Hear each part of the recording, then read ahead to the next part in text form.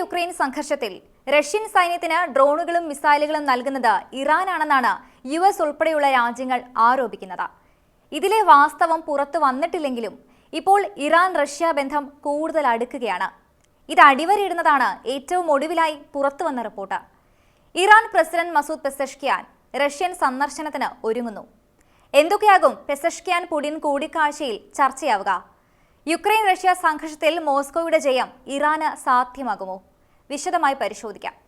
Masood Pezeshkian ജനുവരി 17-ന് Russia സന്ദർശിക്കുമെന്നാണ് Russian വാർത്താ agency report ചെയ്തിരിക്കുന്നത്. Russian സന്ദർശന വേളയിൽ പെസഷ്കിയാനും വ്ളാഡിമിർ പുടിനും തമ്മിൽ തന്ത്രപരമായ പങ്കാളിത്ത കരാറിൽ ഒപ്പുവെക്കുമെന്ന സൂചനയും പുറത്തു വന്നിട്ടുണ്ട്.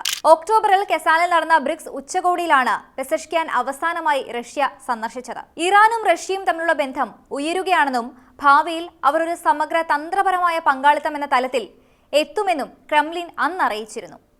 ഇരു രാജ്യങ്ങളും തമ്മിലുള്ള പരസ്പര സഹകരണത്തിനുള്ള ഒരു ഉടമ്പടി തയ്യാറാക്കിക്കൊണ്ടിരിക്കുകയാണെന്ന് റഷ്യൻ വിദേശകാര്യമന്ത്രി സെർജി ലാവ്റോവ് മുൻപ് പ്രഖ്യാപിച്ചിരുന്നു. ഈ ഉടമ്പടി റഷ്യയും ഇറാനും തമ്മിൽ പ്രതിരോധ മേഖലയിൽ അടുത്ത സഹകരണം സാധ്യമാക്കുമെന്നും പറഞ്ഞിരുന്നു.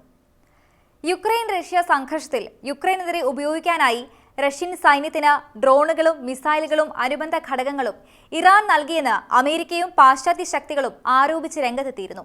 എന്നാൽ ഇത്തരം ആയുധ കൈമാറ്റങ്ങളൊന്നും നടന്നിട്ടില്ല എന്ന് റഷ്യയും ഇറാനും ഉറപ്പിച്ചു പറയുകയും ചെയ്തിട്ടുണ്ട്.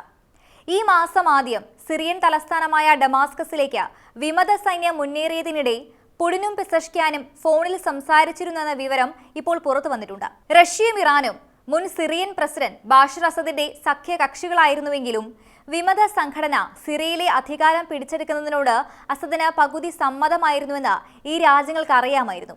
ഇതാണ് ഇപ്പോൾ ലഭിക്കുന്ന സൂചന. വിമത സൈന്യം അധികാരം പിടിച്ചെടുത്താൽ രാജ്യം വിടാൻ അസദ് പദ്ധതിയിട്ടിരുന്നുവെന്ന് റഷ്യയ്ക്കും ഇറാനും വ്യക്തമായ ധാരണയുണ്ടായിരുന്നുവെന്നുമാണ് ഇപ്പോൾ പുറത്തു വന്നിരിക്കുന്ന റിപ്പോർട്ട്. റഷ്യ യുക്രൈൻ യുദ്ധത്തിൽ ഇതുവരെ 65 ലക്ഷം പേരാണ് പലായനം ചെയ്തത്. 10,000-ലേറെ സാധാരണക്കാരാണ് കൊല്ലപ്പെട്ടത്. പരിക്കേറ്റവർ അതിലേറെ.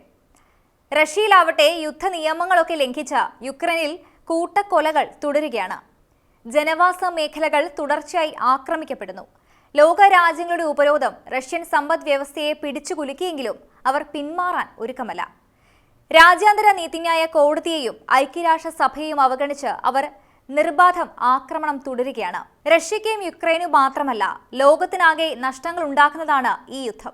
റഷ്യക്കെതിരായ ഉപരോധം എണ്ണയുടെയും പ്രകൃതി വാതകത്തിന്റെയും ലഭ്യതയിൽ വൻതോതിൽ കുറവ് വരുത്തി. ഇത് രാജ്യാന്തര തലത്തിൽ വില വർധന രൂക്ഷമാക്കി.